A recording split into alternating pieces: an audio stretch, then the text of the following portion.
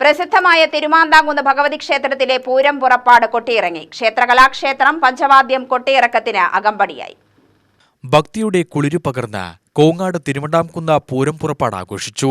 ദർശന സുഹൃതം തേടി ഒട്ടേറെ ഭക്തരെത്തി. രാവിലെ പന്തീരടി പൂജയ്ക്ക് ശേഷം ഭഗവതി ആറാട്ടിനായി എഴുന്നള്ളി. ഭക്തി നിർഭരമായ ചടങ്ങുകളോടെയുള്ള ആറാട്ട് പുറപ്പെടൽ ആത്മസായുജ്യമേകി.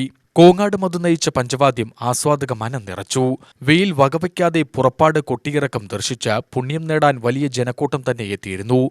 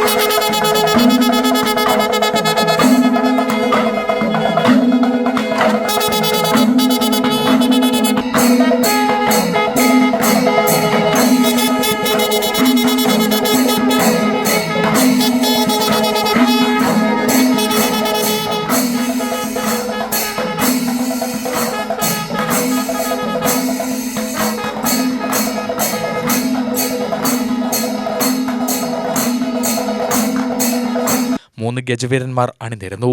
ഗജവീരൻ കിരൺ നാരായണൻകുട്ടി തിടമ്പേറ്റി.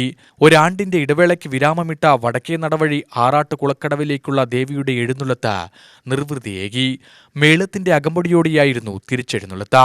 പുറപ്പാട് മുതൽ 6 ദിനവും 2 നേരവും കൊടിയിറക്കം ദിവസം സന്ധ്യയ്ക്കും ഭഗവതി ആറാട്ടിനായി ഇറങ്ങും. വൈവിധ്യമാർന്ന ആഘോഷപരിപാടികൾ, ചിട്ടയായ ആചാരവിധികൾ, ഇങ്ങനെ ഒട്ടേറെ പ്രത്യേകതകൾ നിറഞ്ഞതാണ് തിരുവണ്ടാംകുന്ന് പൂരം. ഉച്ചയ്ക്ക് പ്രസാദക്കഞ്ഞി വിതരണത്തിൽ ഭക്തസഹസ്രങ്ങൾ പങ്കാളികളായി. ഓട്ടുംതുള്ളൽ, ചാക്യാർകൂത്ത്, നാഗസ്വരം, ഇരട്ടത്തായമ്പക, സോപാന സംഗീതം, നൃത്തനൃത്യങ്ങൾ എന്നിവയും നടന്നു.